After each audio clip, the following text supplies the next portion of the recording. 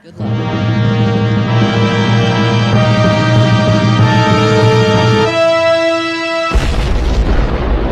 Another official selection. Welcome to Armor of Truth Flight number 440. As you can see, again, we have Matthew Littlefield here with us today. Folks, today, let me brief you, ladies and gentlemen, here about what we're going to be talking about, because this is going to be very important. How you save America from free trade. What is free trade? Matthew Littlefield has written a book that we've talked about here a few times, and we're going to promote it to death again tonight because we think it's certainly worth your time, Like a Roaring Lion. And the subtitle, How the Evil One, that would be the devil, works to destroy you. And this chapter 8 is, how does the devil work to destroy through free trade? Do you know what free trade is? Are you aware of the term? It sounds like the right idea. And under perfect circumstances, I guess maybe it would be. But we have fallen hearts, and we love to dominate. We love to have absolute power. So there's a problem. There's a system that's been at work in the world for centuries. And it is that particular free trade system. How does it dominate? How has a particular system in the world worked to dominate America from its founding right up to this day? We've told you here many times that America's worst enemy certainly isn't Israel, but we do have one or a little conglomerate of enemies that would like to bring us down to establish this global order. So how is free trade unbiblical? That's what we're going to talk about tonight, and how we're going to make the argument and talk to Matthew back and forth about how we believe that is exactly what the Trump administration is doing. So let me bring Matthew on the screen, and I'll give you a brief introduction here. So Pastor Matthew Littlefield, pastor of New Beath Baptist in Queensland, Australia. I've been pastor there for 9 years. Are we at 10 yet? I think you told me last time. No, 10 will be January next year. Okay, so January of next year. Write that down so I don't forget that. Okay. I'm just kidding. I've been in vocational ministry for 14 years altogether, with a Master of Arts in Theology with a focus in church history and the Early Enlightenment, which is that is huge. So there's just a brief background of what Matthew has studied and where his expertise is. Of course, pastor is what we find most compelling and important about his background. And 2 books so far, is that right? And Like a Roaring Lion and Defending Conscience is I think you might be working on another one. Is that right? It might be coming out. I've got a couple of books in the works. So I've got a book on feminism and equality, which is just a collection of my articles from over the years, tidied up and put in a book. But also I've got a book on marriage, which I've been writing. I'm about 2/3 of the way through that. So I'm just working out which one of those I want to publish first. I've been just talking about that with my publisher. And there's other stuff in the works as well. I just love writing. So just keep an eye out for those. But we'll stagger the releases because Like a Roaring Lion only just got released soon. And my publisher's a small publisher, so it takes him time to get the work done. So there'll be others coming. Excellent. Okay. That's good news. We need as many books from you as we can get, so we need to make sure you have time to write them. So I want to start in tonight. Now, the chapter starts out discussing communism, because I think sometimes people think we're arguing for some kind of socialism, and the core difference between Christian charity and the way we're called to live is coercion versus voluntary. And so we'll circle back around to communism, but I want to start off with a section from the book on page 119. Again, it's chapter 8 from Like a Roaring Lion.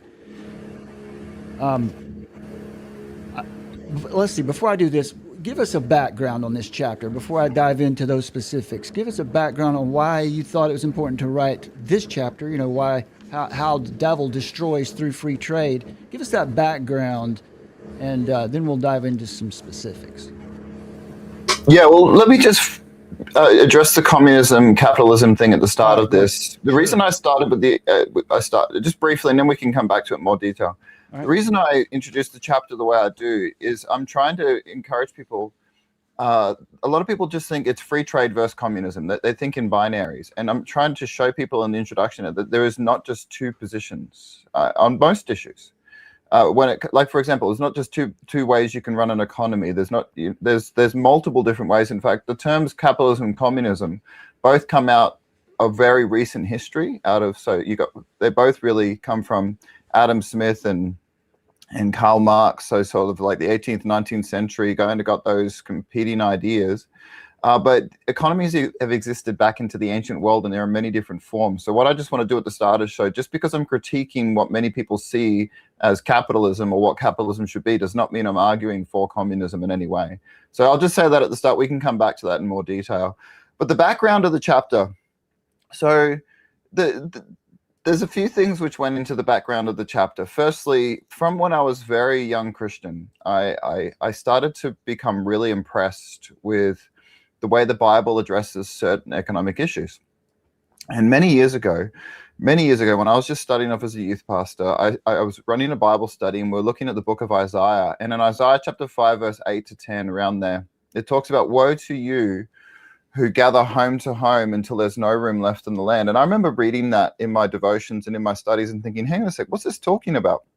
So I explored what the Bible said, and the Bible was warning that if you let the rich gobble up all the land, nobody's going to be able to afford to live in the land. And I was like, wow. And now this is going back like a long time now.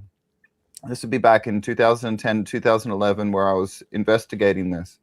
And I started to realize, hang on a sec, if you look at the Australian economy and you look at a lot of Western economies, a big chunk of the economy is people stacking up homes as investment portfolios, and that's driving up house prices. So I started to really get interested in economics. I started reading economics works, and I was following an economist who's actually a Christian. And he mentioned a little bit, just in an offhand way, he mentioned something which I'd noticed as well, that if you look at Revelation chapter 18, and a lot of people avoid the book of Revelation because they see it as it's sort of like this impossible to understand text. And if you try to work out when it is going to happen and how it is going to happen, you'll get lots of disagreement. But the general teaching behind the text of what the text is actually saying is often a lot clearer. And what's very clear in Revelation 18 is that it's describing the fall of some kind of empire. Whether it's a global empire, whether it's ancient Rome, whether it's something else, it is describing what happens when an empire falls. And obviously I love history, right? So I've observed and read about the fall of many empires, and I realized, hang on a sec, Revelation 18, and this is what this guy pointed out. He pointed out that if you look at Revelation 18, it kind of shows how a system which is very similar to our free trade system actually starts to fall apart.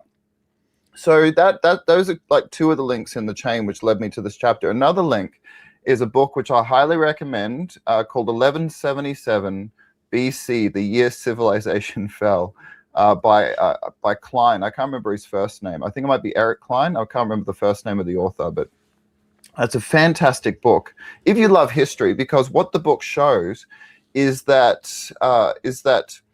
the ancient world, just before the nation of Israel really came into its own. So this is in the period before King David came to rule. He was in like the 10th century BC. The ancient world was actually interconnected. It was an interconnected world. And in this ancient world, you had trade routes which spread across the entire region. So you would have a king in sort of what was called at the time Aegean Greece, or the Bronze Age Greek civilization, which is, you've got the Minoans on Crete, and I'm losing the name of that Greek civilization, but some call it the Aegean Greek civilization. You would find a king who is like part of this like little kingdom, and a kingdom there might be only a few thousand people, if that. He would have in his collection pottery that came all the way from what is today modern Iraq, but in the ancient world was the Mesopotamian civilizations of Sumer, Babylon, Arcadia, things like that. And so there's all this evidence to show that these civilizations were interconnected. And part of what connected these civilizations was this powerful empire called the Phoenician Empire. And I was just amazed reading this book. Some scholars have shown with quite good research that the Phoenician Empire even reached to southern Britain, and that's where Tarsus is, which is where, if you know your Bibles well, that's where Jonah was going to flee when he wanted to get away from God. He wanted to go to Tarshish. Some believe it's in Spain. Some believe it's in southern Britain because of the tin deposits there. Tarshish was famous for tin. But the point is, this world was interconnected by this Phoenician Empire. So in the background, I've got this interest in economics. I've got this interest in how the Bible reflects on economic problems that are going on in our society. I'm starting to follow economists, some who are Christians, some who are not. And this economist makes this mention of something that he observed just in an offhand way in Revelation 18. And at the time I was working on this sermon series working on a sermon series on the book of Hebrews. And that verse, the one who has power over death in Hebrews 2 verse 14, which is sort of the verse which frames that book, how the evil one works, that started off as a sermon series where I was just really interested. I was really interested in what ways does the devil seek to try and deceive us and destroy us. So I ended up preaching like a 7 or 8 week sermon series. And I actually, when I started that sermon series, I had no intention of getting into the free trade issue at the start, because I thought it's too esoteric. It's not something that most Christians will be interested in. Maybe it's just a little bit too complicated for people. But as I went through the series, and I spent a lot of time reading the book of Ezekiel and looking at the ways that it describes how the Phoenician Empire worked and the evils that led to, I realized, actually, this is really relevant to what we're seeing in the world today, with the way that Western nations are being corrupted, the way that people in my church are struggling to make a wage because they're competing with forces. And what's going on here in the modern world today is we're seeing the same kind of influences which are impacting the United States, Europe, Australia, and other countries, are exactly what was going on in the ancient world when God judged the Phoenician Empire because of the way it was working. And the Phoenician Empire was judged by God. I mean, many Christians have observed that. Many people know the city Carthage, which is a famous city. They might not realize that was a Canaanite city. They worshipped Baal there. That city was founded by the cities Tyre and Sidon, which are in the Bible. Yeah. And God judged the Canaanites through the Israelites in the land of Canaan, but he also judged them through the Greeks, he judged them through the Romans, he judged them through many peoples, and their empire basically disappeared. But Matthew has frozen. I don't know if you can hear us, Matthew, but he might lose his connection. It was powerful proto version. There he is. He's back. Oh. Can you still hear me? Were you able to hear me? I think you're back in full now. So probably about the last 10 or 15 seconds is all we lost. Oh, yeah. So what I was saying is I think we're going to talk about this today, but the Phoenician Empire, the Carthaginian Empire, was like a proto version of what the British Empire was in the 19th and the early 20th centuries. So basically, as I wrestled with this chapter, these chapters, Ezekiel 26, 27, 28, in the book of Ezekiel, and look at what God was saying, I realized actually money, trade, and economics is actually an important way, the important thing to understand, because it's a powerful way which the devil corrupts nations. And a lot of people, when they think of the devil, they think of how the devil is affecting them directly, tempting them directly, but they don't realize that he's also sort of like a grand master strategist who's pulling strings on a global scale, trying to harm entire nations. And so I just got to the point where I realized I actually have to address this. And those who've read the chapter will see, like, there's a lot of New Testament teaching which actually informs what the chapter is talking about, which actually is very applicable to the Christian today. So that's kind of a background of how I got to it. That's excellent. And so let's start in then right here with where you're talking about this in the chapter. You mentioned Tyre and Sidon were a great trading superpower. They had colonies all over the Mediterranean and beyond, and their most famous colony was Carthage. The most famous general was Hannibal, whose name meant Lord of Thunder. The Greeks called them Phoenicians. and the Israelites called them Canaanites, which they were. Tyre and Sidon were the most prominent cities of the Canaanites in the eastern Mediterranean. Many Christians read about the Canaanites in the Bible and are familiar with the land of Canaan, but they tend to view this people as a reasonably obscure ancient people in and out of the way part of the world. However, this is far from the case. The Canaanites, in many ways, were much more akin to the British Empire of their area, especially under the leadership of the Carthaginian city-state in North Africa. They were the most prominent people in the region, which consisted of the Greeks and the early Romans. So, you mentioned off the air, and you touched on it there. How the Phoenician and the British Empire were similar. Now, if you don't mind talking through that a little bit, we've got a graphic that we're going to be sharing tonight, and thank you to Summer for getting that ready, because otherwise we wouldn't have it. And where we're going to compare, I should lay this foundation too. We're going to be talking about something called the American system.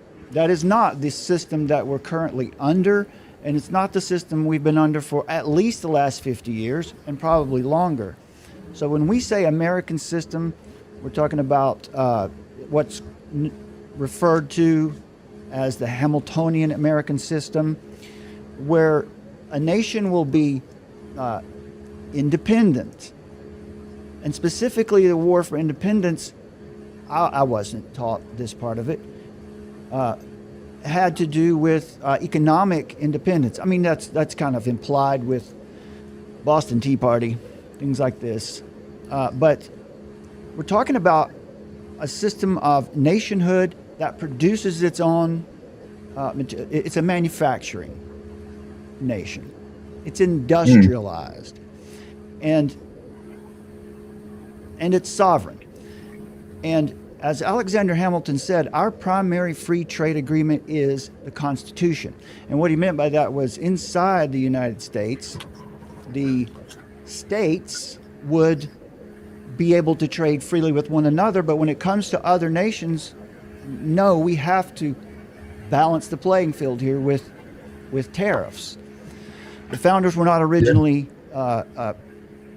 okay with tariffs until the empire, the British Empire, began to do what they do. They never wanted us to become a nation. And once it became a nation, they worked hard to weaken it, particularly right up into the Civil War, or leading up into the Civil War. This process of free trade, where they enriched the southern plantation owners. Southern plantation owners would provide raw materials, cotton and tobacco, for example. And then the Brits were a manufacturing nation, so they would make the finished products and then sell them back to the colonies at whatever price they wanted. And when that dynamic occurs, the manufacturing nation will always be in a dominant position. Britain never, just from what I can understand, and if you have different information on this, let us know. That's what we're here to do anyway. They never really mentioned or pushed the concept or the term of free trade until they were a manufacturing nation. And at that time, Lincoln and the administration at that time, what we would call the North, from where we live in the South, wanted to become, they were working to keep and establish and keep this American system. They wanted to make us a manufacturing nation, to be independent. And so this ongoing battle, you see this in the letters of Henry C. Carey, an economic advisor to Lincoln, writing to the London Times, blasting them about this free trade concept because it was being used as a weapon. They never published. Yeah. They didn't publish any of his letters because they weren't at the time keen on hearing disagreements about their system because it was working very well for them. Many people say or assert that that was one of the reasons for this, actually one of the reasons for the start of the Civil War. Henry Carey writes in his collection of letters to the London Times, he says that wherever the empire goes, slavery walks hand in hand with it. And this is, as I mentioned, because what you're able to do when you're the dominant manufacturing or industrialized nation, you're able to flood a market with lots of products and drive prices and wages down to the point where I guess we just have to use people and not pay them, import people and not pay them. The last point I'll make before I let you describe this, and I'll put the graphic up, is this. In 1976 in the United States, it became, under Jimmy Carter, it became official U.S. policy, foreign policy, domestic policy, something called the Controlled Disintegration of the U.S. Economy. It was a document of actually 33 volumes of documents that the Council on Foreign Relations have been writing up since at least 1973. You can see how it relates to the, when you hear this, you'll see how it relates to the limits to growth, the Club of Rome's limits to growth paper and all that. So the idea was to deindustrialize the United States of America in favor of globalism or globalization at that point. So the free trade, imperial free trade system doesn't want borders. They don't want any regulations. And in 1982, we did this in a previous show, Billy Joel put out his song, Allentown, which starts off, they're closing all the factories down. It was about the Pennsylvania Lehigh Valley steel industry, which was one of the first ones hit by this policy. And there's closing the factories down, everyone's standing in line. Our fathers and mothers had a different life. It seemed to be much easier for them. What changed? The promises have been broken. And as you get down to the end of, another line is, the graduations hang on the wall, but they never really helped us at all. It was a different paradigm. It was a different situation in the United States at that point, and some of the art, some of the culture, you can see that coming out at that time. So the system that the Trump administration is trying to dismantle at the moment is that very system of free trade that has been dominating the world under globalization. One of the particular areas that you see this happening now. You explain Venezuela and Iran in this context. When you see it in this context, it starts to make more sense. Now, Iran may have had, it doesn't matter too much to me about what their nuclear situation was. The threat of it is a good enough reason for me, but more than that, if you remember what Trump said when he announced that the war had begun, he told the Iranian people, I'm doing this for the future. And as you said, you've read the National Security Strategy. When you read through there, you can see what he meant by that. It had to do with breaking down energy choke points around the world, like the Strait of Hormuz, where a particular group, we'll call them the globalists here, it's sort of the imperial free trade system. Remember, they don't like borders.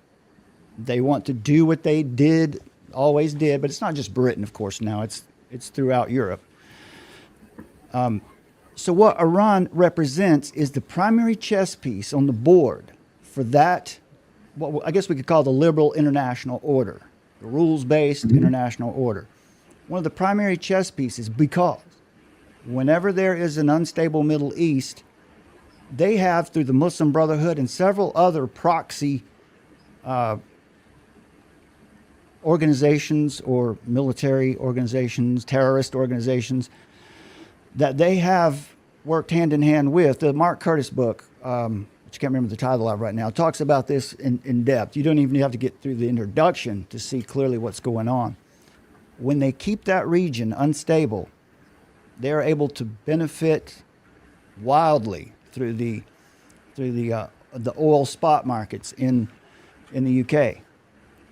So what it represents in the bigger picture is removing that chess piece from the board, which will allow these nations in that area to be sovereign and to have access to the world market in a more legitimate and fair way, not in free trade sense, but in in a fair trade sense. When that comes down, if Trump is successful, let's put it that way, what that means. So you see a lot of people today, Tucker Carlson and Joe Kent coming out recently, this is just like Bush. It's just like the global war on terror. I've seen this before. I don't want any part of it.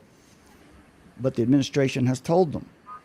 They have put it out there already. And for some reason, they don't ever refer to the actual foreign policy strategy. If Trump is successful, right now we have about 400 military bases and assets in the region. If he's successful, that can almost immediately be cut in half. We won't need to have all that. Israel won't be so concerned with their neighbors. They want when I say this, I mean the government won't be able to use the idea that we're constantly being threatened as a bargaining chip. So the idea that Trump is controlled by Britain, Board of Peace kind of nullifies that. They don't want a free and independent Gaza. And this means that what we've had over the liberal international order for the past 15 years, particularly under both Bushes and Obama, will not exist anymore. And we'll have a more legitimate and fair system where where the Persians in Iran today will have access to the market themselves. They'll be able to benefit. And the reason I say that is because that's exactly what just happened in Venezuela. Trump did not remove the regime. It's not the greatest, but he has exerted a kind of prestige, over them, power. Work with me on this, and we'll be able to do business. You'll be able to run your country, but here are some rules. Put your oil back on the world market so that your people can benefit from them and they're not starving anymore and they have an opportunity to lift themselves up. So there's a little foundation for what we believe is going on.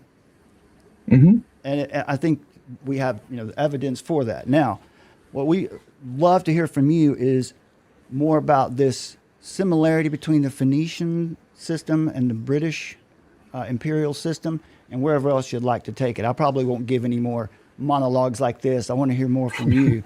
But Summer's got some things to add. She wants to add here in a bit too. So take it away. Tell us about those systems and anything you would want to comment on about what I've just said here. No, I really appreciate what you just said there. And a lot of the evidence that you're pointing to, I'm aware of a lot of it myself. In fact, I really found it fascinating in what you said there, is that you've traced back that deconstruction of the US economy to Jimmy Carter's administration, because I've actually done the same thing. If you go on my Substack, I don't know if you've ever read this article, but I did a series of articles, Has Standing with Israel Blessed America? The reason I did that is because a lot of people will just say, we have to stand with Israel no matter what, it blesses America. So I decided to do what I've never seen anybody actually do before on this topic, is actually look at the economic numbers of what's happened to the United States since they have tied themselves closer to America. And what's the other really significant thing which happened? You guys remember what was the other really significant thing which happened under the Jimmy Carter administration when it comes to the global economy? Do you guys remember? Put you on the spot a little bit now, but that was when the oil crisis happened. The energy crisis. Yeah, over here in America, we used to get this little image would come up on our television screens at several points during the day. It would be a little light bulb reminding us not to use as much energy. People sat in lines at the gas stations a couple miles long, waiting hours to get an allotment of gas. Yeah, and we're facing that same sort of thing happening here in Australia soon. The government's already talking about that. But what happened at the time, I've put in the context in it, and in the context of that article series that I wrote, is the reason that the oil crisis happened in the United States, particularly, and in some other Western countries to a lesser degree, is because some of the oil countries were putting pressure on Israel because of their success in the 1967 war and some other wars. And basically America said, well, we're going to stand with Israel no matter what. But what Jimmy Carter did at the time is he started to enact a whole bunch of policies to move America away from fossil fuels. And even remember, at the time, They put emission standards on cars, severely limiting the power of cars. Mm-hmm. Now, I've always been interested in this topic because I'm a muscle car guy. I love cars. Like, the early 1970s is like the peak of the coolest cars ever made. My favorite car, 1971 XY GT Ho, Phase 3 Falcon, Aussie Falcon was made. In that time, it had like 350 horsepower, which back in the 70s was a lot of power. It was just a powerful car, or maybe it had about 320. Anyway, we're not in here to talk about cars. My point is, good if you like. My point is they limited the emission standards on cars, but also he passed a whole bunch of policies, which is actually part of what moved this on this trajectory towards this green push that we have today. He's sort of like the linchpin of that. And it's tied towards America's relationship with Israel and other Middle Eastern countries, right? So I just found it fascinating that you've traced it back to Jimmy Carter as well, because I've seen that from a different avenue of research. And you're absolutely right. I mean, Trump was actually doing a lot of good things on these policies. He'd gotten out of the climate accords. He'd gotten out of a lot of WF. He'd gotten out of the World Health Fund. World Health Organization. And the World Population Fund, which was depopulation. UNESCO. Yeah, he was basically bringing America's sovereignty back on a lot of these issues. So I've observed that as well. And it was actually really exciting to see a lot of that stuff. Let's just move to the broader question you asked at the moment, though, because you want to talk about the similarities between the Phoenician and the British Empire. So the similarities, you can explain this in a different ways, but there's two main points that I want to make. Firstly, a lot of people have been trained by neoclassical economists in economic theory to see trade as the opposite of war. And in fact, the British Empire in the late 19th century, so 1800s, early 20th century, worked really hard to interlock a lot of the European powers. And there were also other powers involved. You've got the French, you've got the Germans and others. And the theory was, if we can get these economies interlocked, then that will prevent war. Now, what actually happened? We had the two biggest wars in the history of the world. And those wars, people were going to debate about what caused those, who really started those wars.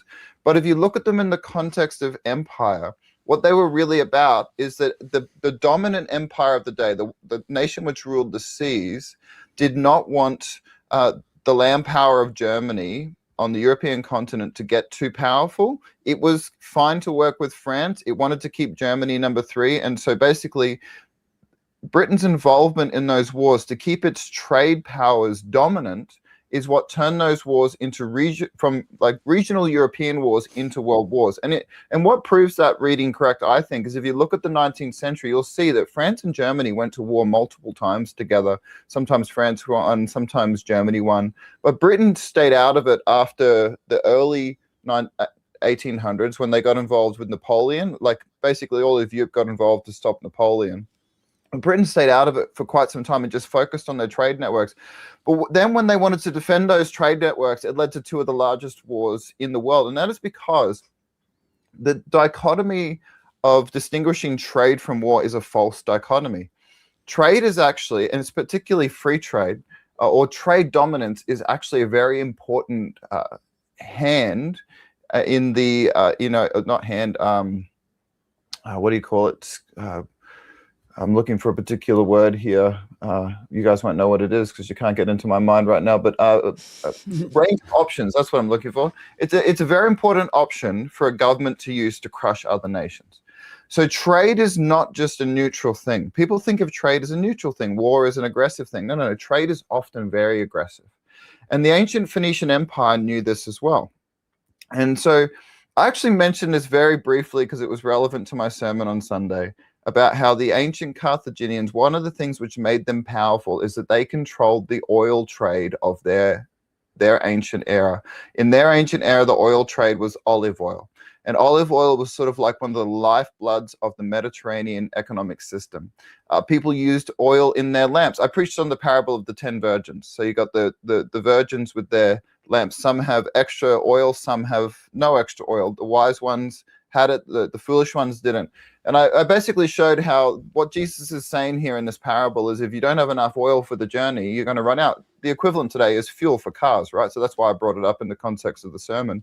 But in the context of our discussion, it's important to understand that Carthage used that monopoly on oil to dominate powers like Rome, powers like Greece, powers like their competitive Phoenician empires in Canaan, which they kind of separated from. And they would use those economic levers to get other powers to do what they want. Now, you can do that with force of arms, but you can also do it with economic interests. So the British Empire did that sort of thing often. But there's one key difference that I would like to bring up here, which I don't get into. I don't know if I explained this super well in the chapter. I actually haven't read the chapter myself. I wrote it a few years ago, so I haven't read it recently, but I can't remember if I mentioned this in the chapter. But you've got to think of the imperial system, the empire behind Carthage, is not just similar to the empire behind Britain. It is, as Philip K. Dick. You guys know who Philip K. Dick is? Yeah, familiar with him. Yeah, he's a science fiction author. For those listening who don't know who that is, he wrote "Do Electric Sheep Dream" or something like that, which turned into the movie Blade Runner. He was a famous science fiction author. So he referred to this empire as the empire that never ended. And one of the things I'm arguing in the book is this kind of imperial dominating system is actually the devil and his spiritual forces at work. And what it does is it overcomes nations, subsumes nations, hollows them out from the inside, and then it moves on to a new host. So the Carthaginian Empire was destroyed by the Romans, who basically copied the military and navy tactics of the Carthaginians, did it with such superiority they were able to crush them. But part of the reason why the Romans did that is so they could take control of that olive oil trade. So they crushed a competitive nation to take control of their oil trade. That's that similar thing happening, right? Yeah, so what this did is that then those spiritual forces which corrupted the Carthaginian Empire actually corrupted the Roman Empire. And this is not just my opinion. Ancient Romans wrote about this. In fact, it was either the general who destroyed Carthage or the son of that general. He wrote in some of his writings at the time that our success is going to be our doom because we are now becoming corrupted by our prosperity and becoming like the nation which we destroyed. And the reason I've read that writing is because Augustine, the ancient Christian theologian, actually brings it up in The City of God, which is a book I'm reading at the moment, and shows he's arguing with the Romans. Look, you guys were corrupted and were starting to fall apart long before Christianity came, and Christianity is actually improving your society. So basically, this philosophy of empire, of dominating other nations and redirecting their trade for your own good, is sort of like an imperial force that every dominant nation is tempted to fall into. And something which you brought up in your talk just before, where you're describing the difference between the Hamiltonian system, the American system, and what it has become, is it's very clear that that wicked imperial spirit actually very much took over the American nation. I also agree with you that's not American. That is not the American way. And if you read American history, you'll see it's not the American way. But also, I agree with you that Trump was doing things to undermine that. In fact, I was talking about this with a friend the other day. And when Trump took Venezuela, when he took the Maduro and put him in jail, I said, I actually see that as immoral. I see it as immoral to take another leader like that, because no country has jurisdiction over another nation. But I also see it as smart from an economic perspective, because what Trump was doing is he was redirecting the major source of oil in the Western Hemisphere to benefit the Western Hemisphere, which would actually make both America and all the nations around it much more prosperous if that oil was being stewarded. So I kind of was giving ground to his perspective to basically see from an economic perspective and from a regional power perspective, I can see why a nation would do that. But when they went into Iran, I think that might have been the plan, but I kind of feel like they've run into a trap there. And I think Iran was set up as a trap. And I actually think you guys have written something about that, or maybe Promethean Action has said something about that, that Iran has specifically been set up as a trap to be a threat to the world economy. What do you guys think about that? I think that the argument, have you written about that specifically yet? No, I don't perceive it as being a trap. I have I know that that's a popular, theme that goes across the internet right now. It could go bad, but no question. And it could last longer. And certainly, there are all kinds of factions and forces that have been radicalized that that they can use as sort of false flags, and people that have been ideologically subverted and activated, and so they can do all manner of things in that sense. I mean, that's certainly realistic that could happen and create a lot of situations to prolong the war. But overall, as far as our position is concerned, what we've been trying to say to people is, you guys are identifying this whole war based on like 2015 or 2003. Please update yourselves with what the Trump administration is actually doing, because we don't even hear anybody speaking to that. Like it's like there's just this fog in front of them, and you don't hear anyone talking about or dealing with any of the things that the Trump administration is actually doing or saying. They're just falling right into this narrative of, it's Iraq again, all over again, or all the forever wars that, to be fair, were done on behalf of the globalist network, if you will, which this administration is no longer under. Which we identified in the CFR's writings, that influence, right? They were working for that liberal international order. Right. So the degrowth. I think you misunderstood what I meant by a trap there. I wasn't talking about that. I understand what you're saying. I agree with what you're saying there. What I meant is, give us that perspective, and let's see what I might be able to respond to.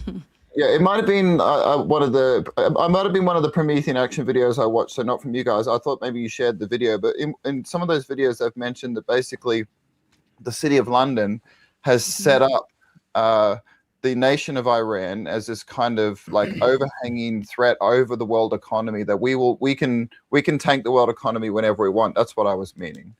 And so Trump's gone in there, but I think I think what Trump was expecting was what happened in Venezuela, but I think that this time it was a much more resilient competitor. That's what I was speaking to. So I was more meaning that the Promethean Action, that sort of perspective, that he was going in there to kind of stop them from having that power of the global economy. That's what I was meaning. Yeah, definitely. So, I mean, we would say that what he did in Venezuela, what he's done a little bit in Mexico, what's probably going to take place with Cuba. It's kind of like we've been surrounded by communist forces all around in our own hemisphere, and there's things that we've had to do to position the United States into a better position, like what the Monroe Doctrine talked about doing. Again, that's something that if people were more widely aware of, they would understand some of the moves that we're making in the Western Hemisphere, and even our own population is not really understanding this. They're interpreting it through a lens of, technocracy and the technate and the North American Union and all of these kinds of things.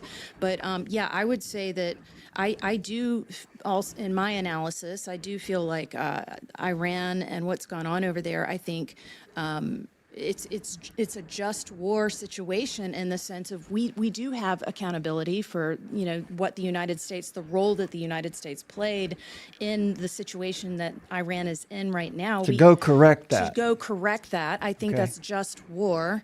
Cause. Do you mean correcting what they did there with the toppling of the? The Shah and all of this, and the Ayatollah and the Muslim Brotherhood and all the ways that MI6 was involved in all of this. And so, we do. I think there's enough evidence to say that there's ways that they can do this dark money flows and illicit capital flows and control of the oil, certainly, but also this religious warfare system that holds everybody hijacked too.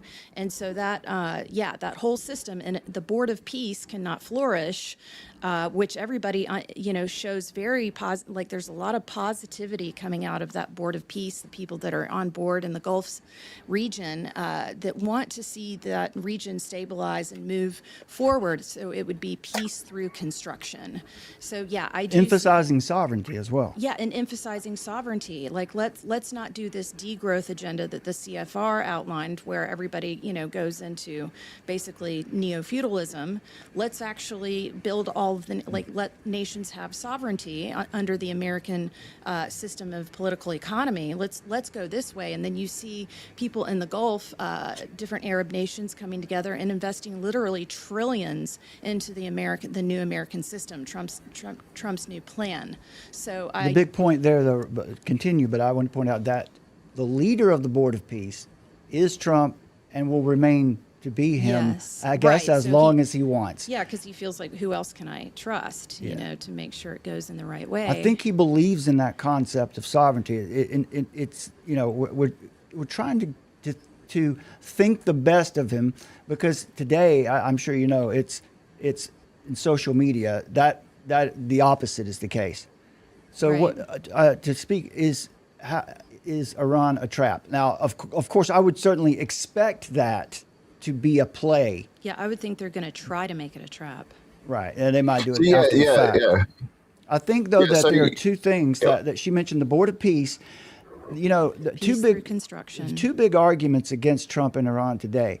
They're saying the guy has no plan, and secondly, he doesn't know what he's doing. Right. Anybody who says that Trump doesn't know what he's doing, I don't know. Maybe they haven't been watching him for very long, but. Well, that's part of The- the caricature that they make about him, is that he's bumbling and narcissistic and emotionally. Nobody knows what he's going Okay, to do so next. I'll That's respond part to of that a narrative. Yeah. That particularly to answer what Matthew's saying here about the trap. I would expect it. I would expect that to happen. That's probably what we would expect to see out of them. But two things that argue against it. Number one, they have had control over these energy flow choke points over the world. The liberal and national order, particularly this, what we're calling this imperial system that still remains. And it's difficult to see if it was a trap. I'm afraid it might not work out the way they intended, because of what we mentioned earlier, that there won't be this instability in the region anymore.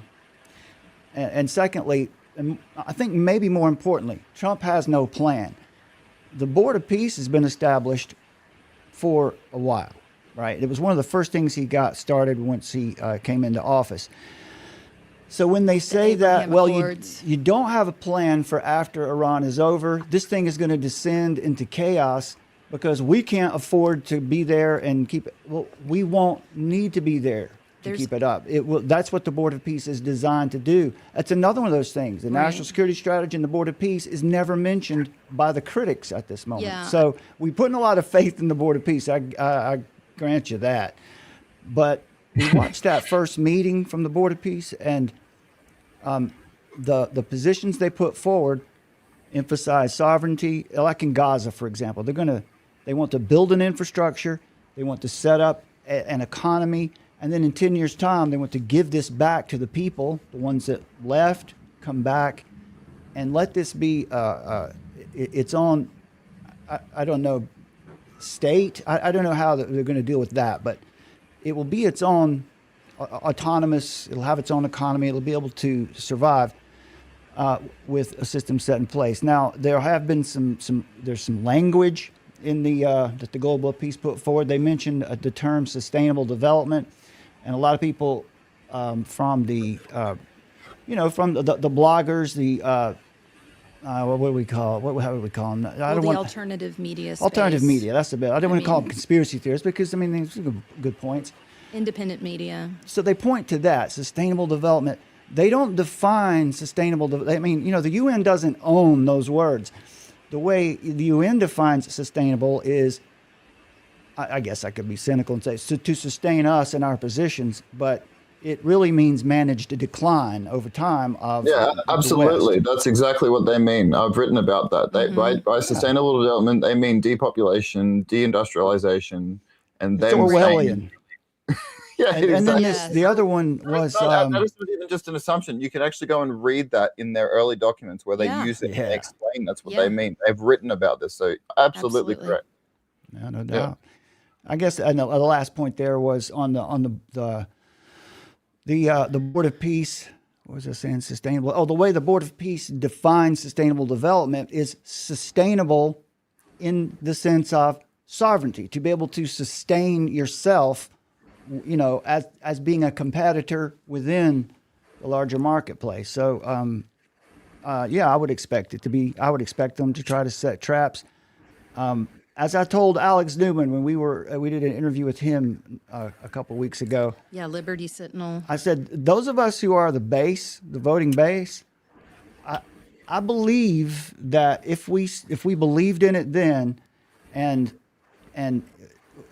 we got him elected, I don't think we need to jump ship just yet. I think he's earned the benefit of the doubt, and for us to support him through this, even when we get nervous, So, right. And I would just add in that part of the strategy of the the puppets of the globalist media syndicate. I always call them the globalist media syndicate because they often do things, they hand out their talking points, and across the media throughout the world, you can see how different themes and narratives are parroted.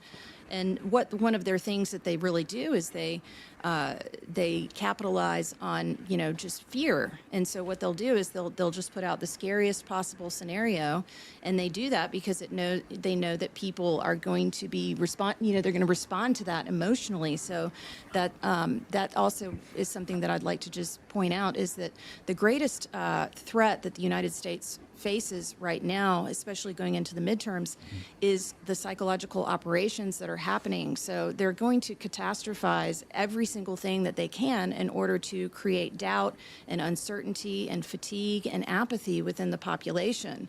It's absolutely correct. Yeah. So that's something to be wary of, and it's something that the devil can use, to get people paralyzed or hopeless to the point where they don't come out and do the voting, and then the country is taken, and there we go. We go off into totalitarian land. Something the devil can use.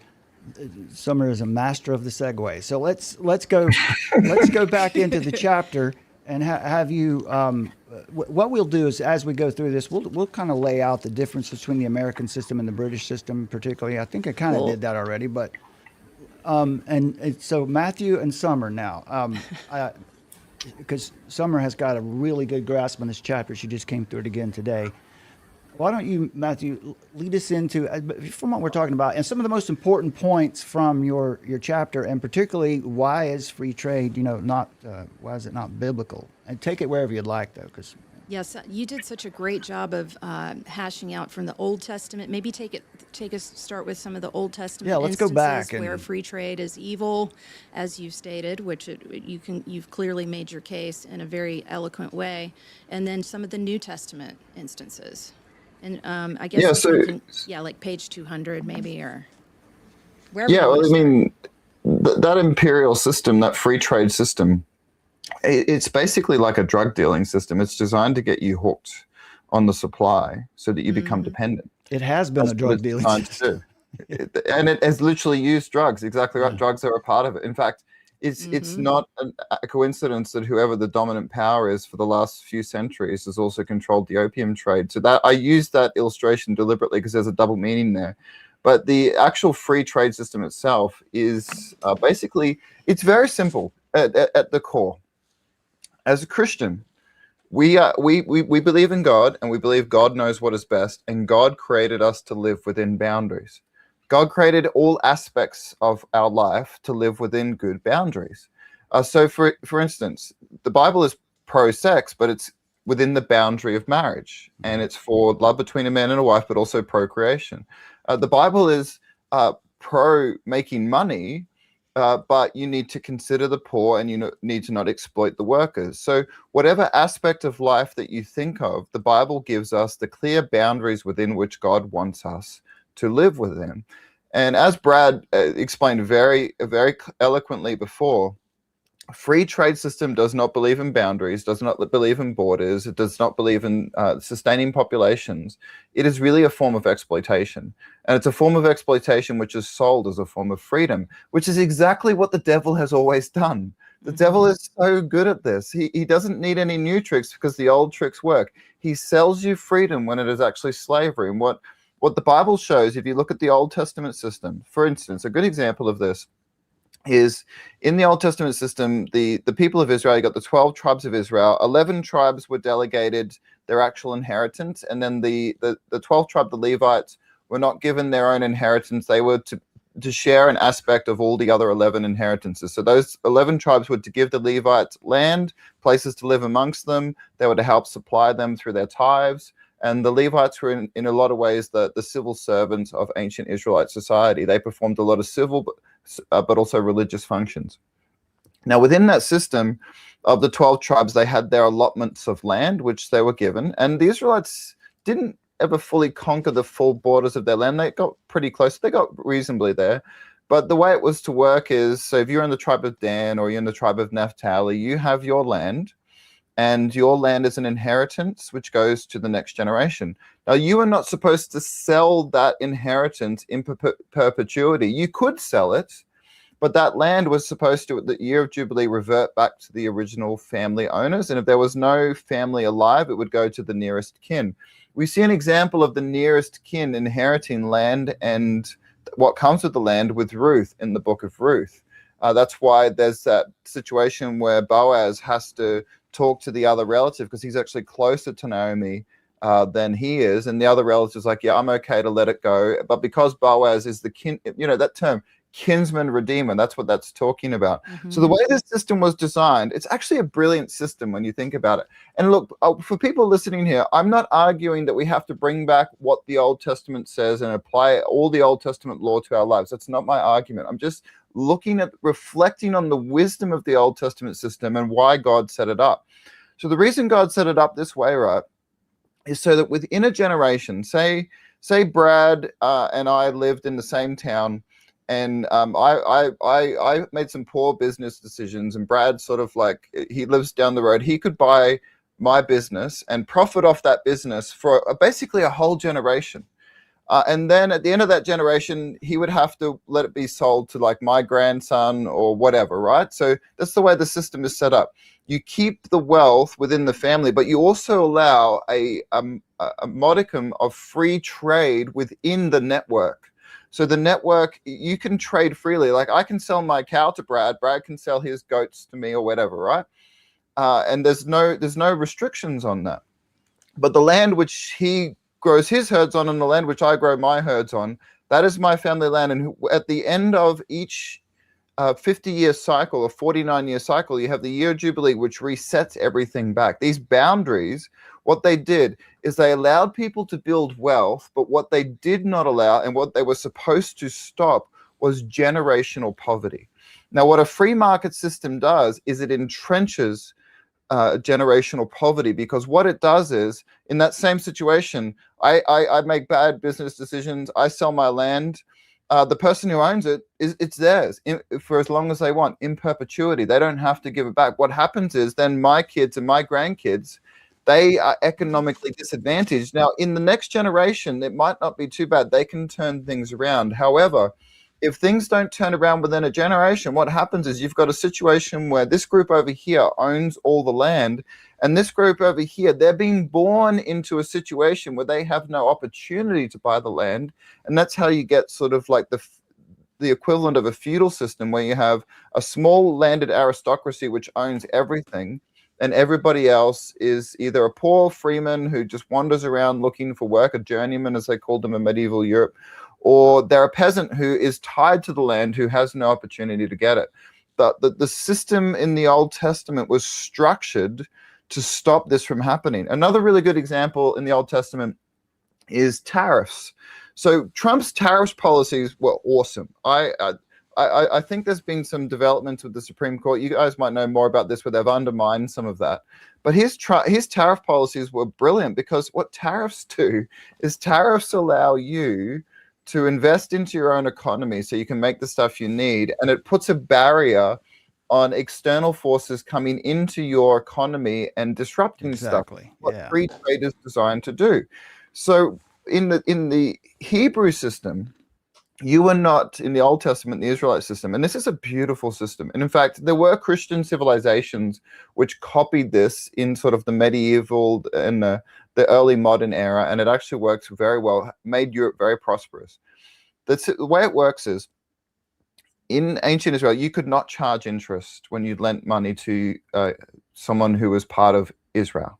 So if you, in fact, not only could you not lend money to them, after a certain amount of years, you were encouraged to release that debt, or maybe you could let the person live in perpetuity as a servant in your house. But if you were lending to foreigners, or if a foreigner wanted to do business in your economy, they had to pay tariffs. If they were lent money, they had to pay interest. So that was an effective form of tariff, which was designed to protect the Israelite system from foreign interference. It did not mean they couldn't trade with foreigners. In fact, if you look at Solomon, he did a lot of trade with the Sidonians, the Phoenicians, and they helped to build the temple. Hiram, you remember Hiram, and I believe Solomon gave Hiram some villages, or the other way around.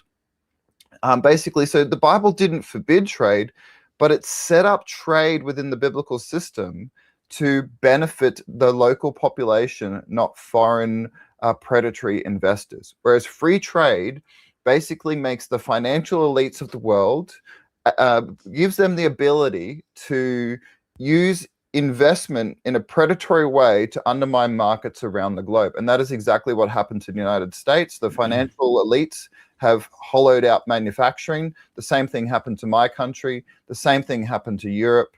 It's happened in a lot of places. And then they use, what they do is, because they want no borders, is they want to move this money around the world wherever they can make the most at the particular time that they make in it. So that's just two examples, which I mentioned in the chapter, about how the system in the Bible was designed to protect people from free trade, but allowed people within the system themselves to trade with each other. I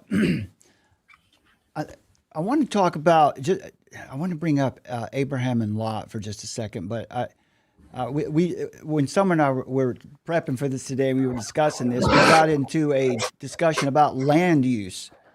And I'll just mention it right quick, and then maybe we'll, I don't want to take us, land use is important here, but I want to set you up and let you talk about this for a second, because this is fascinating to me. When we talk about these concepts of, as you mentioned, with generational wealth or inheritances, I remember as I was growing up in America, it was put into my mind early that you're supposed to go out, away from your family and set up your own life, wealth, and that sounds right. It feels right when I hear it, because I grew up in that paradigm, but the problem with that is atomization. As you just mentioned, the family becomes atomized, and then you don't have strong families who have land and have wealth. And what that brought up for me was when I did a Genesis Bible study through with some guys from a church nearby here recently, and we talked about in Genesis 13 through 15, we're talking about Abram and Lot. They were constantly moving in search of fresh water and pasture. They arrived at Bethel, where Abram called on the name of the Lord, and he worshipped and prayed to the God who had been protecting and blessing him despite his own failures. This is right after Egypt, when he had his failure of faith there. But the God who had been protecting and blessing him. So, like you just laid a foundation for, there is a particular behavior and a way that we deal with our property and how we dispense it that brings blessing. Okay, so it goes on. But not even the hill country around Bethel was fertile enough to support the huge flocks. Abram and Lot had acquired areas in the Negev and the hills that were available to herdsmen only because they had too little water for settled farmers to want them. Abram and Lot soon found that if they stayed together, they couldn't avoid overgrazing the land and quarreling over limited water for their herds. So Abram, as the elder, could have chosen the best land for himself, which would have been the plain around the Jordan River, which was lush, a great place to have your herd. So, but Abram didn't do that. Abram gave Lot the choice. And the question that came up in the Bible says, why did Abram do that? And I guess, the answer that comes right out of the text is that he fully trusted God's promises to bless him when he was faithful. So he trusted in God, not his possessions. This gives us a fundamental orientation we should have to our land and any prosperity that we have, that this is ultimately not our home. We are in the world, and there's behavior, there are actions and an orientation we're expected to have while we're here. And this really speaks to that. So Lot made his choice. And Lot, of course, chose the lush land around the Jordan River, well-watered land. So what does this choice show about Lot? Lot had placed a higher value on the material, on the land, and his placed a higher value on his ability to sustain himself. Abram, on the other hand, desired something greater than the promised soil. He desired the eternal kingdom of God. So this is an example. I thought the application here for us today is that faith, trust, produces humility and generosity. Yeah. And of course, it brings blessing. That is the fundamental, that's what the American system was set up to allow for. When it was first set up, I don't think the concepts of eminent domain were quite, and even a concept like eminent domain could work out just fine as long as your leaders, your rulers, were righteous. But Well, I wanted to build on what you just said right there. The book that Matthew's written, Like a Roaring Lion, that chapter is so good because it really builds the case for, showing the history. So not only have we, in the 19th century and really for the last several hundred years, we've been dealing with this empire that we've known for the last 300 or 400 years. But not only that, it was present in earlier times, like what we've been talking about, and how it really is it's like the Antichrist spirit. It's really the work of the devil. And so it's like a spirit that he can use throughout different civilizations, and it just manifests in slightly different ways. But this idea that free trade was never just an economic model, it was a moral reordering of nations, a system Exactly. That's such a good way to put it. Yeah, it's a moral reordering of nations, and a system that taught countries to abandon stewardship, surrender sovereignty, and trust in the flow of goods instead of the provision of God, which is what you were just talking about, Brad, with that and all of your illustrations that you've made in your chapter. And it really is overwhelming. Like just when you get that 80,000 foot view, it's like you see it in the current of history, and it's like the Tower of Babel. They keep trying to build that ultimate power hub, centralized power hub. And so that's what really grounds it, that at the end of the day, what we're facing right now in the world, it's not like Democrat versus Republican. It's really like good versus evil. Are we going to live under God's design, under ordered liberty, under a moral reality rooted in God's principles, or are we going to go into this humanistic system that then wants to ultimately will only lead into madness and totalitarianism? So that's where it comes. So whether it shows up as the British Empire, or when during the Biden administration they were just as complicit, it's a battle between good and evil. Yeah, and I would say that there's enough evidence to say that battle has been fought within the Republican Party itself.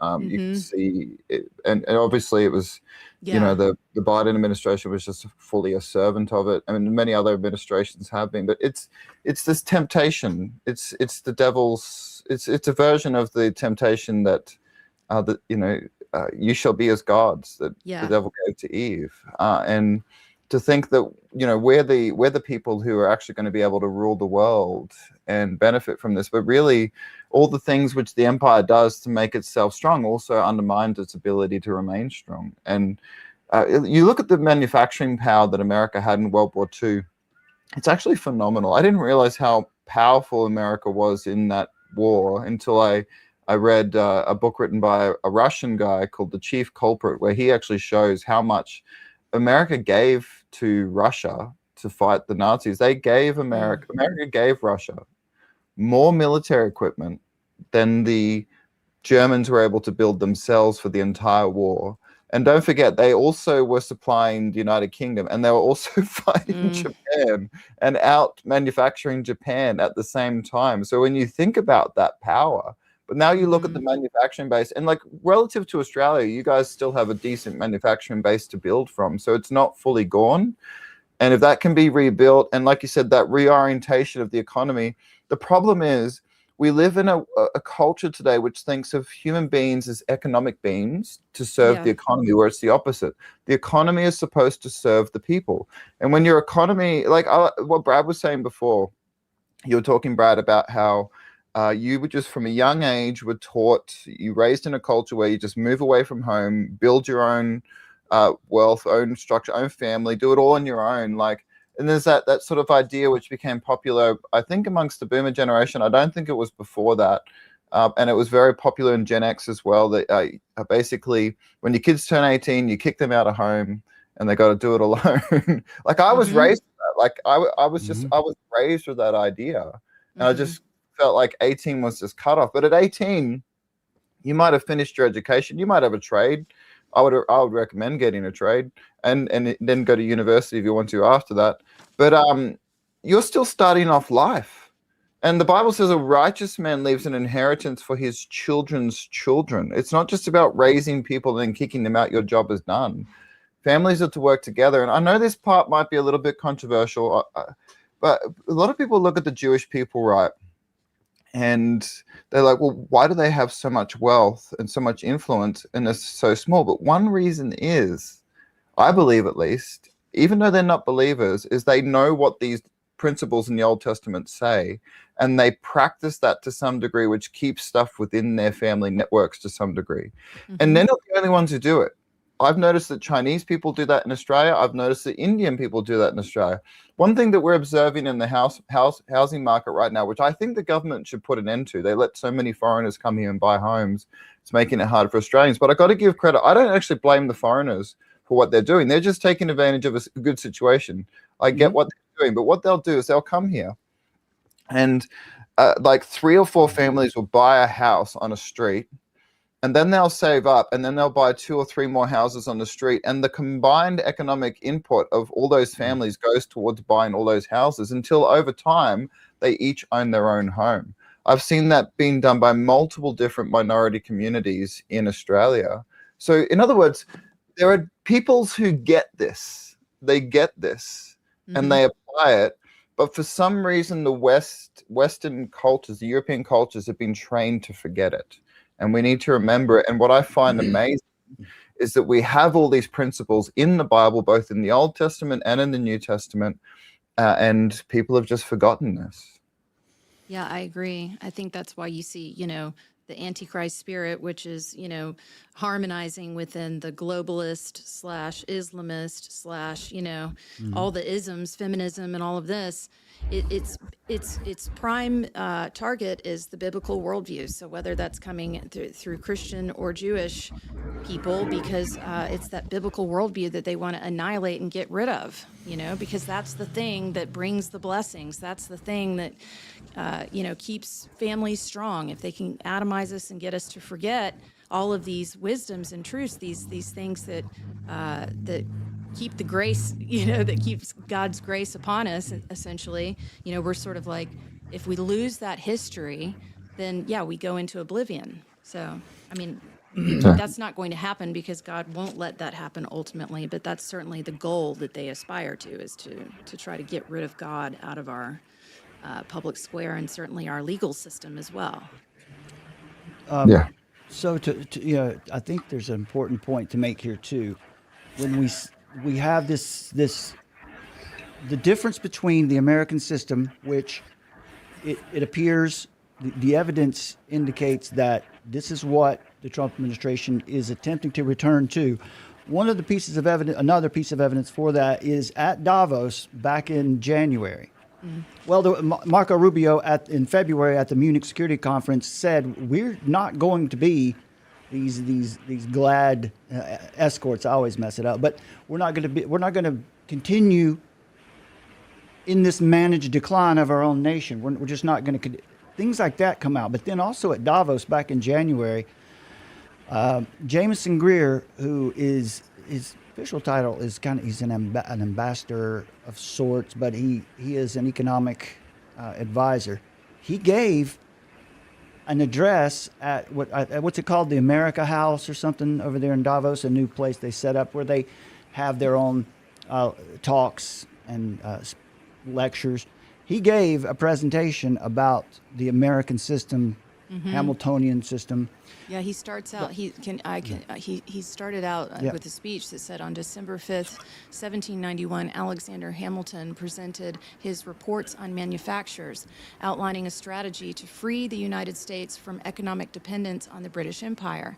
He argued that tariffs and targeted subsidies were necessary to protect and grow domestic industries, allowing America to industrialize, achieve self-sufficiency, and eventually compete globally. This framework became the foundation for America's rise as a leading industrial and economic power in the 19th and 20th centuries. So, Yeah, it made it an incredible power. yeah. And So yeah, that was a speech by Jameson Greer at Davos. Yeah. Matthew, you said, both of you, what you've just said here in the past few minutes, I think is a very important concept that we should probably underline here because it goes right along with your chapter in Like a Roaring Lion. Let's get this up here again. Could find my graphic. Yeah, guys, you need to take a look at this book. You got to get a copy. You can also get it on Kindle. We have several copies. We have it on Kindle. We have it all over the place. This is great.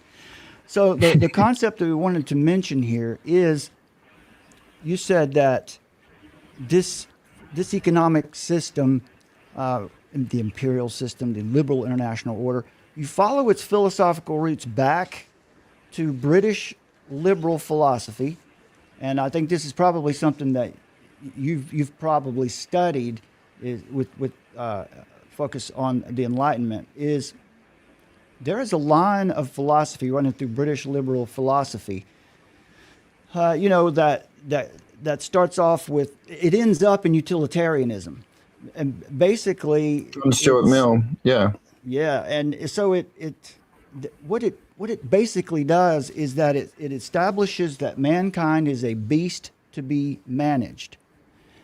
The American system, there was an important point. Which article was that, Summer? So I can share that, the 400-page Logan's book. I'll just Okay. share that right quick because I think this. I just have to look. So basically, there were two systems at odds in America at the founding, and that was, is it going to be the utilitarian system? Is it going to be based on British liberal philosophy or something else? So there was a moment where, I know you may, in the Declaration, where we get to life, liberty, and the pursuit of happiness. As I had a libertarian mind growing up, and I always heard, read, and believed that, that something's wrong there because they took property out and they put happiness in its place. What we find out from this book, there's the fundamental difference was Leibniz, who had a more Christian-like worldview. He affirming that there is an eternal law, natural law. He's affirming that there is a lawgiver. Where rights come from, who is supreme over governments, versus the Lockean tradition, which would be man is a beast to be managed, along that line of philosophy. So there's something that happened there when you're coming up with the language for the Declaration. At first it was life, liberty, and the pursuit of property or private property. And when it was Ben Franklin, as a result of the influence of Leibniz earlier through Logan, right? Is it James Logan? James Logan.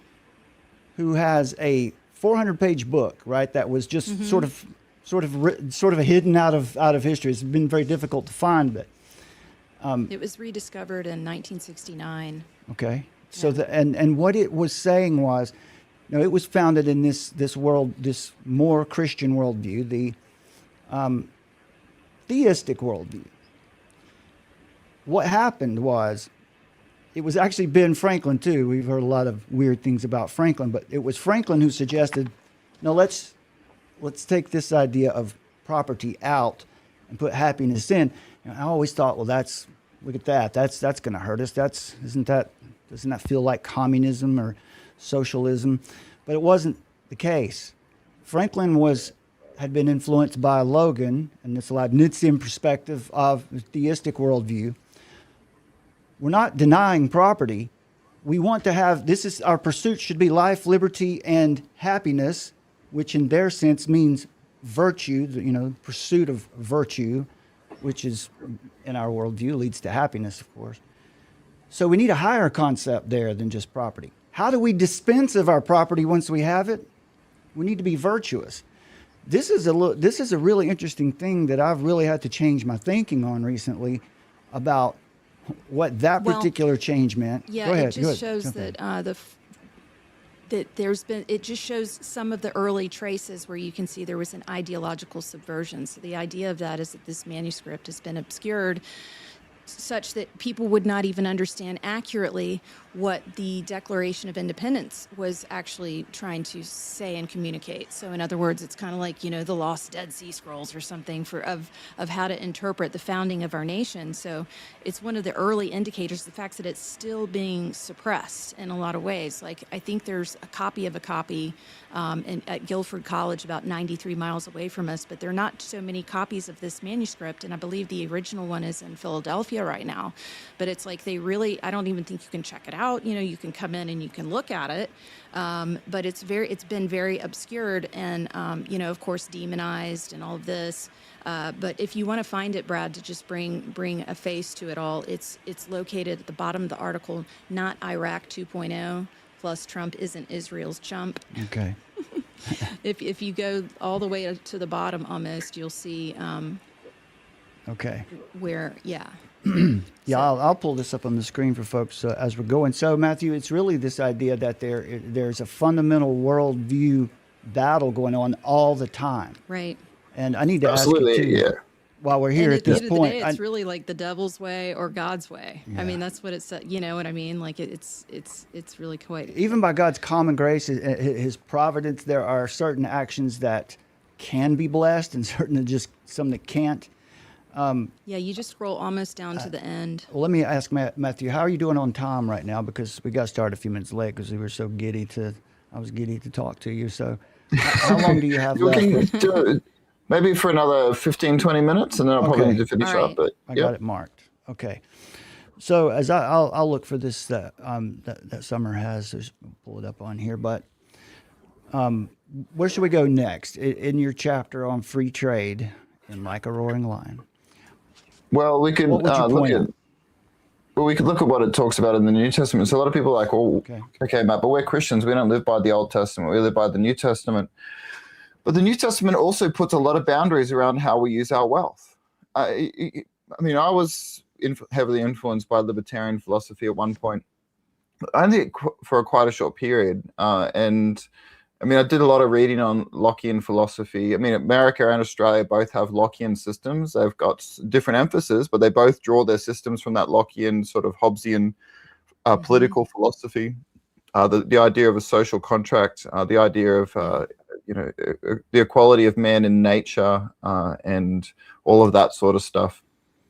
In fact, that line that you're talking about from the Declaration of Independence actually comes from a paraphrase from something Locke wrote in his 2 treatises on government. So one of his political philosophies. I think I might have mentioned that in Defending Conscience. I can't remember. But anyway, my point is, this is an ancient battle, and the Bible gives us wisdom about how to fight this battle. why do we listen to secular economic systems rather than God's insights into how to fight the battle? To me, as a Christian, it just seems remarkable how Christians have been trained not to think about these things biblically. In fact, I'm actually planning to have a discussion with someone about this. A guy I know, a really good guy, because he just asked me some questions about this the other day. We're going to talk. I actually sent him the book so he could read the chapter so we could talk about it. And just because I outline this in the chapter doesn't mean I might have understood everything perfectly. But what we're trying to do in this chapter, what I'm trying to do in this chapter is show people that the devil really is trying to harm nations. If you look at the book of Revelation, right, at the end of the book of Revelation, the nations are there. Just before that, the devil is defeated, cast into the lake of fire, the eternal punishment. But before that happens, before he is cast in there, his design is in every way he can to damage the nations as much as possible. He wants to harm them, because to harm them means that he can get as many people to go down with him as possible. That is his plan. And so a good example is this. I've got this page 201, command the rich. Paul says this in 1 Timothy chapter 6, verse 17 to 19. As for the rich in the present age, charge them not to be haughty, nor to set their hopes on the uncertainty of riches, but on God, who richly provides us with everything to enjoy. They are to do good, to be rich in good works, to be generous and ready to share, thus storing up treasure for themselves as a good foundation for the future, so that they may take hold of that which is truly life. And so, as Christians, I don't know what your perspective is on this, but I don't believe the New Testament teaches that Christians are supposed to tithe. I believe the New Testament teaches that Christians should give generously to their church out of their. The Lord loves a cheerful giver. Yeah, exactly right. Lord loves a cheerful giver. So in the Old Testament, their tithing system was structured around their national identity, and their tithe was basically the equivalent of an income tax. And then there was free will offerings on top of that. In the New Testament, it's a free will offering system, you could say, based on that Old Testament concept of giving what you want of your heart's desire. So that does not mean the New Testament does not put boundaries around how we use our wealth. Jesus gives the parable of the shrewd manager. It says, use your money to buy friends in heaven, which is a remarkable parable, the parable of the talents. I just preached on that on the weekend because I was in Matthew 25. He gives us everything we give so we can invest and make a return on it. And he wants us to use what he gives us to build up our rewards in heaven. 1 Timothy chapter 6 is what Paul is talking about. He was saying, you rich people, God has given it to you. Enjoy it. Be thankful. It's not a sin to be rich, but make sure you use that wealth within the boundaries that God has called you to. God gives abundantly that you may give abundantly. And so make sure also you don't put your hope in it. We all know rich people who have lost everything. Even riches in this life is not firm. So the thing I would just note is, if you're going to read the Bible and see what it tells us about economics, just recognize the basic principle is boundaries. Good boundaries, using your money in a wise way, not to just benefit yourself, but to benefit your family. The Bible says that a man who does not provide is worse than an unbeliever. This is also from 1 Timothy 5, verse 8. It's just the next section of the book. Men must provide. But if anyone does not provide for his relatives, especially for members of his household, he has denied the faith and is worse than an unbeliever. So we need to think of our wealth in the context of how we stewarding it today so that we can look after our families if necessary. Maybe your mum might need to live with you when she's an older lady. Maybe your dad. Maybe your brother and his wife are going to go through a hard time and you're going to need to look after them for a while. Maybe you're going to be in a hard spot. And so if we're breaking apart all family networks and we're just using our wealth selfishly, what's that going to cause? It's going to cause a fractured society, which is exactly what we live in. So there's this communal aspect of our wealth, which the New Testament also talks about. It is not communism. Communism is everyone owns nothing. Everything is basically communal goods. We're not talking about that. The New Testament never teaches that. And in fact, many people, we need to address this, coming back to the communism thing, because we said it at the start. Some people like to argue that Jesus was a communist, but that is not correct. Karl Marx explicitly contradicts Jesus. And I'll show you how. Jesus says in the parable of the talents that he has given to each according to his ability. And then what does he say? Use that to make as much rewards for yourself as possible. Karl Marx said, from each according to his ability, to each according to his needs. In other words, Karl Marx says, no matter how much you make, we're going to give you the same amount at the end of the day. That is actually the opposite, the very opposite of what Jesus teaches. So people who like to say, well, this sounds like communism. No. We're not talking anything like communism. In fact, you could call it familyism, or some people, I don't, and I won't use that word because that means something else. People use it in a different context, but we're talking about a system which prioritizes those family relationships, and the broader family relationship is the nation. That money is being used in a way which benefits not yourself, but benefits your kin, benefits your social network, your community network. This is how, a good example of this in the American system, and I know most of your viewers would be American, so but you guys might even know more about this than I do. But I know from early 20th American history, 20th century American history, that one of the ways that small towns or some cities, like city communities, would look after each other is there would be these health co-ops where all of the productive people in the society would pay into this co-op. And then when somebody got sick, there was money within that co-op to pay for that person's health.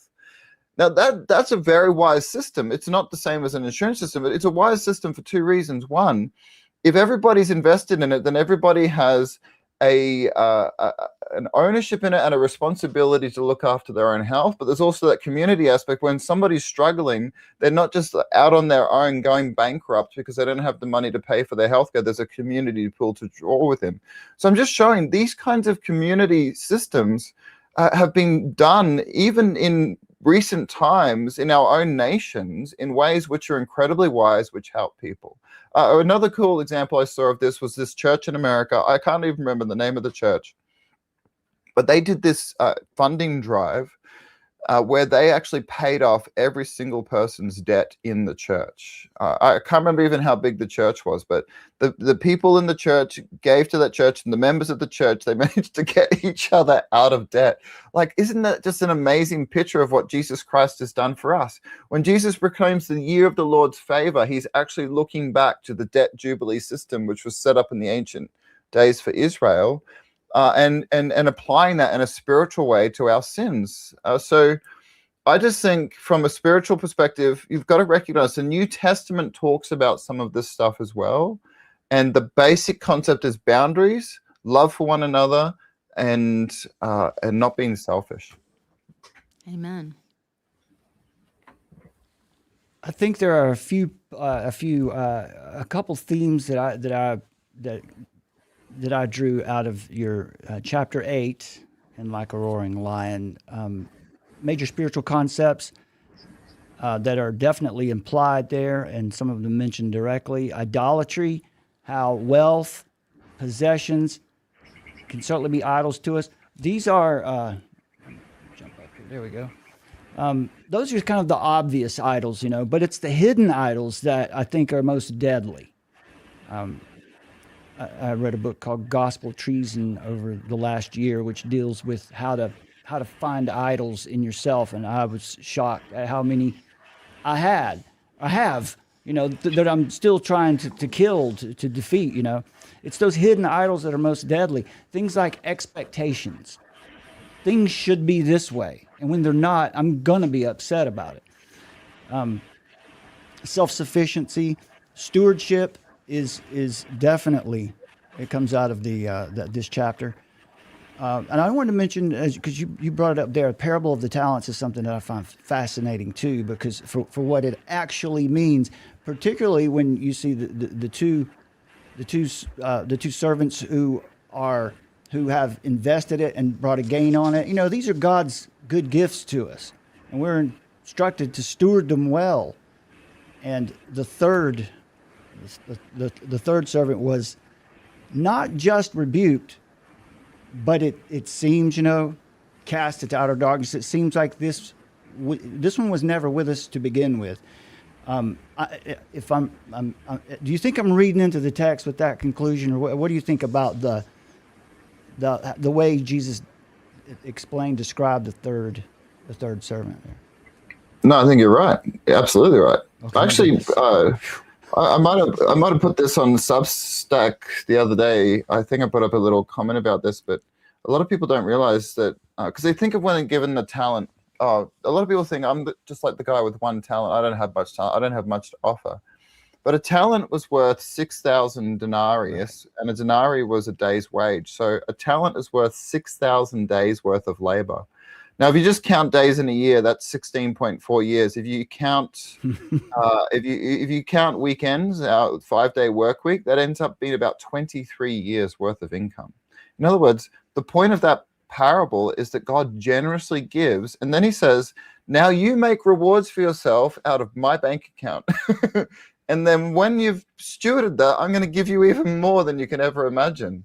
But the parable that the third servant saw God as a harsh taskmaster and was fearful and therefore hid it and actually didn't steward what he was given and then is judged. It actually says, cast that servant into outer darkness where there'll be weeping and gnashing of teeth, which is actually a line which is repeated a couple of times in that context, and it leads up to the judgment in Matthew 25 at the end there with the eternal suffering. Yeah. That's severe. That's a really important point there. This is also, we use this to as liberty as a good gift of God to be stewarded, and we need to defend it, protect it, and well, instead of getting into that, we think there are at least three duties that a Christian has that come out of the text. There's the greatest commandment, to love God with all your heart, mind, soul, and strength, and your neighbor as yourself. When you live by these principles, that's a way to love your neighbor. Engage with the political system to keep terrible policies from becoming law is another way to love your neighbor. But there's the creation mandate, take dominion, rule over the earth, mine the resources, be builders of it. You see the globalist system now, that we've been identifying here tonight, is just the opposite at the moment anyway. They're about the opposite. Let's stop producing. They want you to feel ashamed of your prosperity. And then there's the Great Commission, of course, which is, go therefore, let's teach everyone that we can encounter with all that Jesus commanded and make disciples. So I guess we're right here at the end of the time. And so I want to, Summer, is there anything you want to set Matthew up with for this? You good? No, I'm good. Matthew, please let us know what you want us to take from this chapter or the whole book, and the floor is yours to leave our viewers with what message you'd like for them to hear. Well, just remember the love of money is a root, not the root, but a root of all evil. And so what I would like people to recognize is that there is a global war for your soul going on, but also for your prosperity, for your good, for your health. And the devil is seeking to destroy nations in every way he can. And one of the ways which he uses is the love of money and the deception of money. And so there's an individual application for us all to steward our money in a way which honors God, honors our family, invests in the next generation. But there's also a recognition that many of the things both the left and the right have been taught about economics is actually, as orthodoxy, is actually deceptions which are designed to destroy us from different directions. Communism destroys nations. Communism is foolish. Communism is evil. Communism it destroys nations. But capitalism, when it's unrestrained, think about that. Capitalism means moneyism. And so we've been taught that the opposite of communism is moneyism. No. The opposite of both these systems is wise stewardship. And I would put it in the context of Ecclesiastes. There's a time to trade freely and there's a time to hold back. And we've lost that principle of wisdom in the West because we've been locked into this false dichotomy of these two competitive ideological frameworks. But we need to look outside the ideological frameworks and recognize that the devil is clever and he's been able to bring down nations going back into the ancient world using the same strategies. And therefore, if you're aware of this, you can actually start to look at things from a new perspective and recognize there are ways which the devil's damages can be limited, both at a national level and at an individual level. Most of us only have power over the individual level and in the context of our own lives and our own families. But even then, we can have a little bit more influence than we think, because we can have influence in our church network, in our street where we live, with the people that are around us. But if there's anybody listening to this who is looking at this from who is in politics, who is in a position of influence, recognize that there are different policies which you can do, which will make your nation flourish or which will destroy it. And you might be surprised that some of the things you thought were good for your nation are actually really a drug which is going to undermine it. So that's kind of what I would summarize. I want people to take from that chapter. Nice. That's awesome. This has been really, really fun, and I think we may have to come back to this topic again.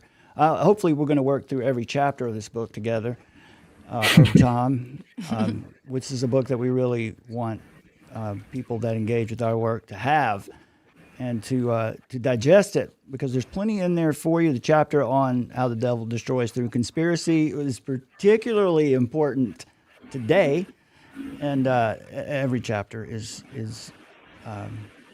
edifying. I find it edifying, and I've learned a lot through it. And Summer, I'm sure, feels the same way. Yep.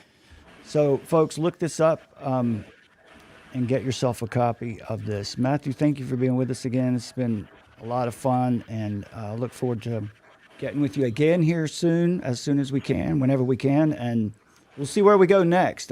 Maybe you could just tell us where you'd like to go, and we'll talk about that. No, I appreciate being on here, guys. I really enjoyed both your perspectives and your thoughtfulness. And yeah, I really loved the discussion. It's been really fun.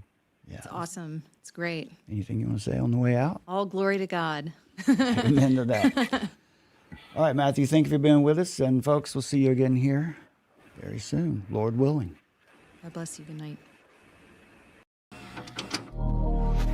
As early as 1928, the communists declared that the racial differences among our people constituted the weakest and most vulnerable point in our social fabric.